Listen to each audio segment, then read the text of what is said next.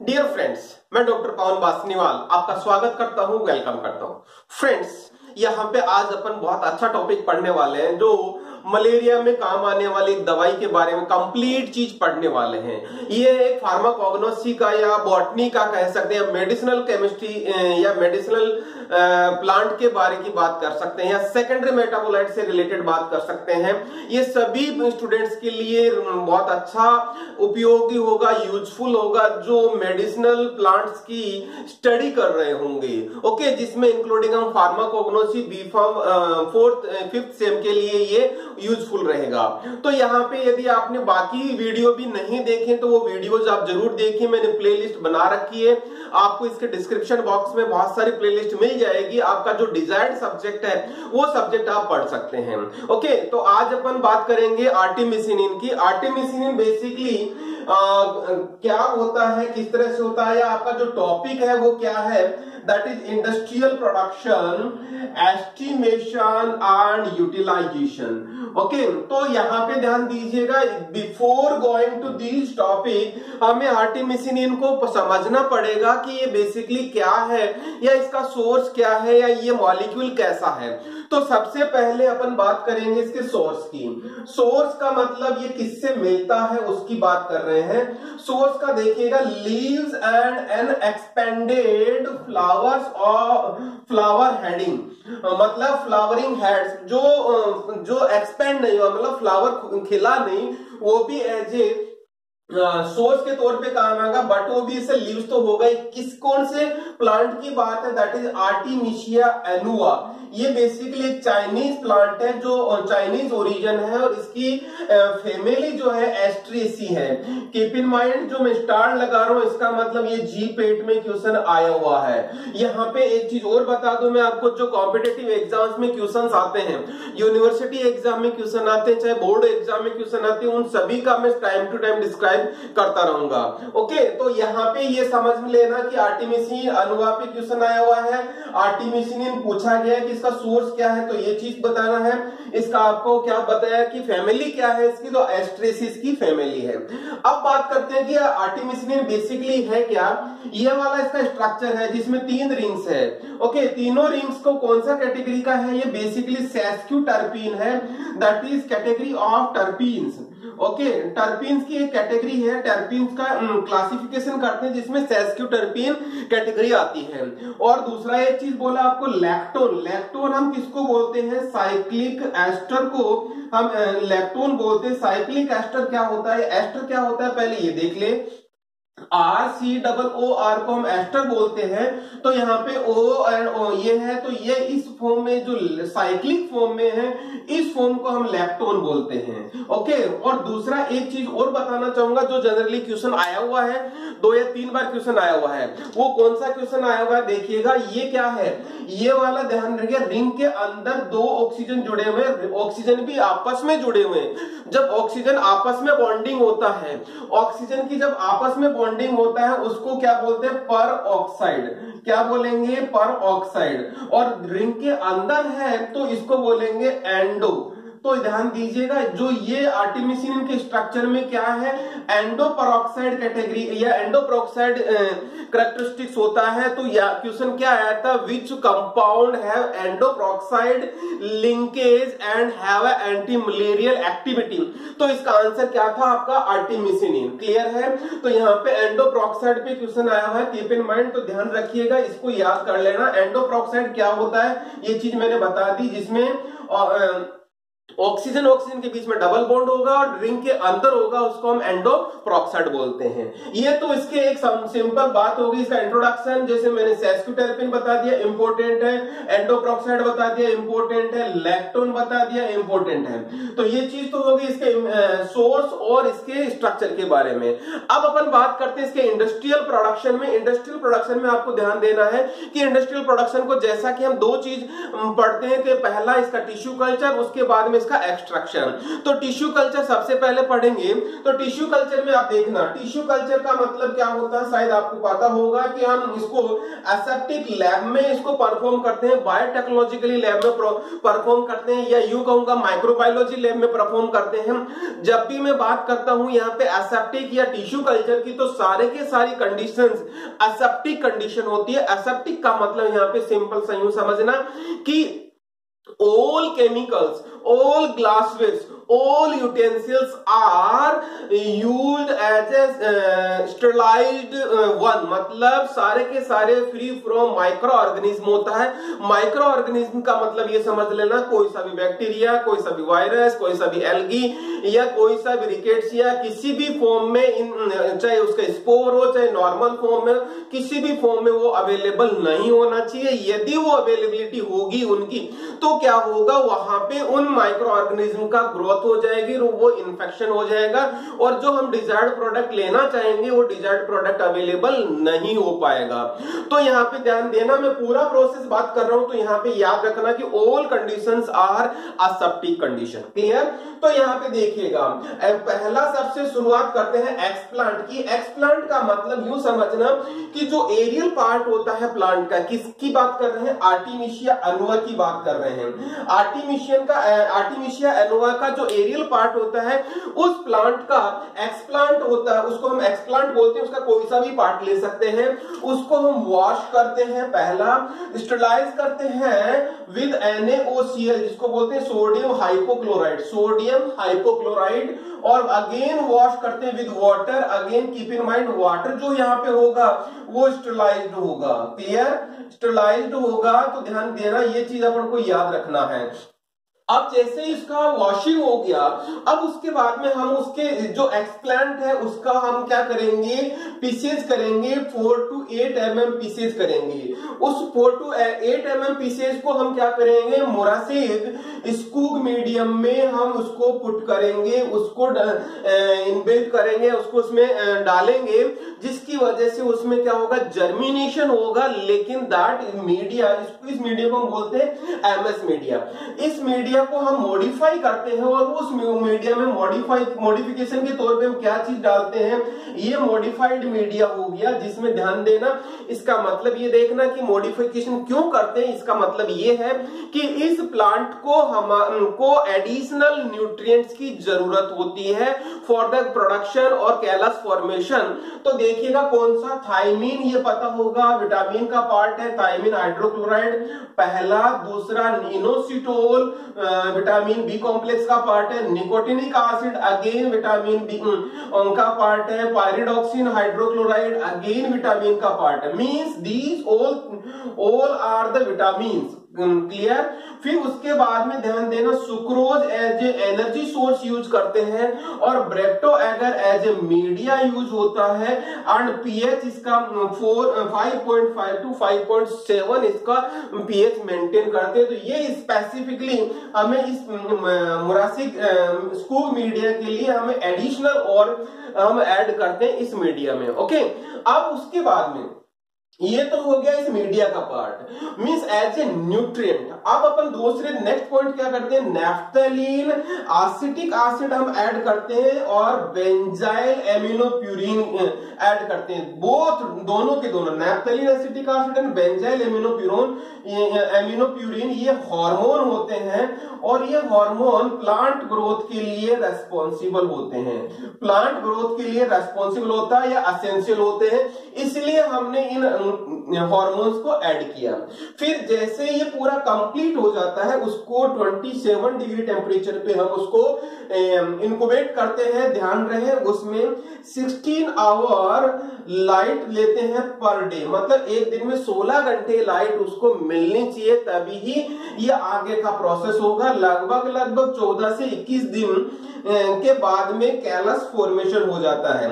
इस callus formation को फिर हम आगे बढ़ाते हैं, और जैसे 60 डेज के बाद में क्या होगा, लीफ के एक्सप्लांट्स हो जाएंगे, मतलब लीफ बनने लग जाएगी, लीफ बन गई यहाँ पे। और जैसा कि हमारा सोर्स क्या था, लीव्स भी था, तो अब उस लीफ को क्या करेंगे, हम उसको सस्पेंशन कल्चर में लेके आएंगे ताकि हमें और अच्छा प्रोडक्शन मिल पाए। तो क्या करेंगे, जो एमएस मीडिया था उसी का हम क्या करेंगे, लिक्विड या लिक्विड कल्चर बनाएंगे। उस लिक्विड कल्चर में हमने इस तरह से ये लिक्विड कल्चर बन गया जिसको सस्पेंशन कल्चर भी बोलते हैं, और ऊपर की तरफ इसकी लीव्स बन गई।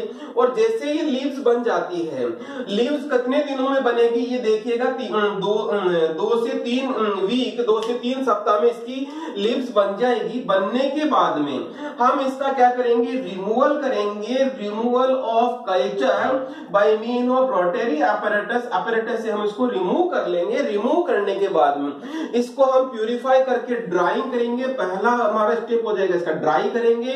ड्राई करने के बाद में इसको लाइफलाइजेशन करेंगे ताकि कोई दूसरा मॉइस्चर होगा वगैरह होगा उसको भी हम उसको क्रिस्टल सॉलिड फॉर्म में लेके आ जाएंगे। सॉलिड फॉर्म को लेने के बाद में इसका पैकेजिंग कर देंगे। इस तरह से हमारा इंडस्ट्रियल प्रोडक्शन हो गया किसका, आर्टिमिसिनिन। जो इसका क्रूड फॉर्म होगा वो हमें यहाँ मिल गया। और यदि हमें इसका प्योर फॉर्म में आर्टिमिसिनिन चाहिए तो हम इसका एक्सट्रैक्शन कर लेंगे। एक्सट्रैक्शन के प्रोसेस को हम बाद में पढ़ेंगे, लेकिन यहाँ पे आपको शायद समझ में आ गया होगा कि टिश्यू कल्चर से हमने कैसे आर्टिमिसिनिन को एज ए क्रूड फॉर्म में हमें प्राप्त किया।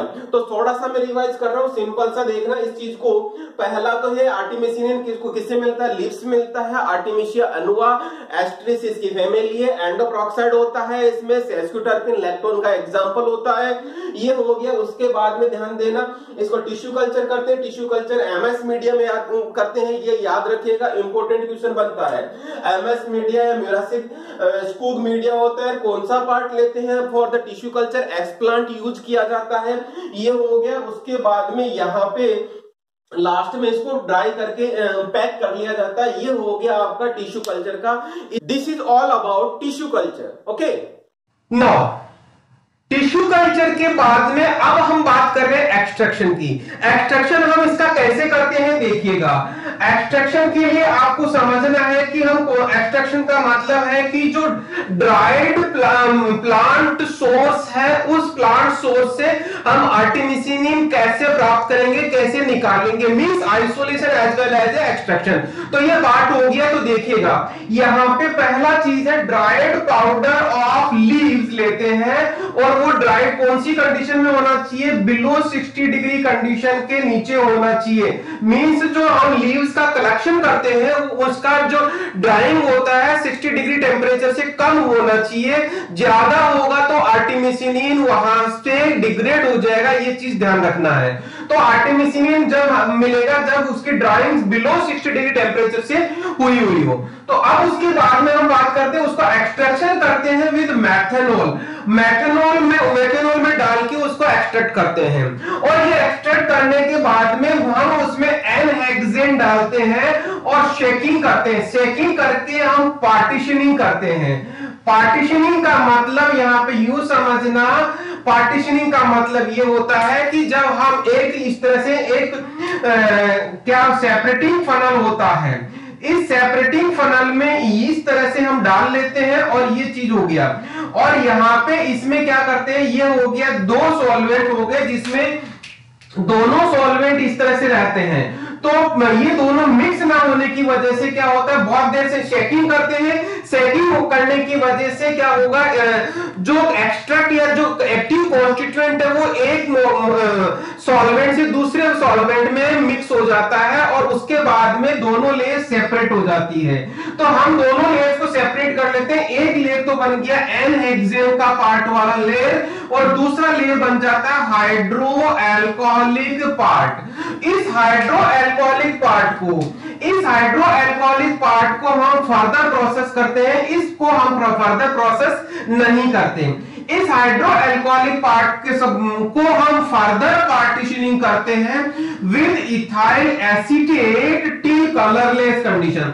मतलब इस ये वाली जिस तरह से एन हेक्सेन के साथ किया था उसी तरह से हम यहाँ पे दोबारा इस अल्कोहलिक पार्ट को लेते हैं और उसमें इथाइल एसीटेट फर्दर ऐड करते हैं। एन हेक्सेन की जगह ये इथाइल एसीटेट आ गया और उसको जब तक उसको पार्टीशनिंग करते रहते हैं, डाला फिर निकाला, डाला फिर निकाला, जब तक करते रहते हैं जब ये पूरा सॉल्वेंट, ये पूरा कलरलेस ना हो जाए, मींस टिल कलरलेस। क्लियर? फिर उसके बाद में जो हमें निकाला, जो पार्टीशनिंग से जो हमें एक्सट्रैक्शन मिला उसको हम क्या करते हैं, कंसंट्रेट करते हैं एट 40 डिग्री सेंटीग्रेड। लेकिन ध्यान दीजिएगा वैक्यूम कंडीशन में हम लगा के करते हैं, मतलब वैक्यूम वाली कंडीशन लेके रखते हैं तब उसको कंसंट्रेट करते हैं। जैसे ही वैक्यूम वाली कंडीशन से कंसंट्रेट करते हैं आपको इमीडिएटली क्या होगा, आर्टिमिसिनिन के फाइन क्रिस्टल्स मिल जाएंगे। जैसे ये फाइन क्रिस्टल्स को हम ऑब्टेन कर लेंगे और इसकी पैकिंग कर लेंगे इसको, और ये बट ओबीएस है, यहाँ पे ऑर्गेनिक सॉल्वेंट है, तो यहाँ पे ऑर्गेनिक सॉल्वेंट और अंडर वैक्यूम हम कर रहे हैं, तो ध्यान दीजिएगा यहाँ पे जो भी हमें आर्टिमिसिन का फाइन क्रिस्टल्स मिलेंगे वो ड्राई कंडीशन में मिलेंगे।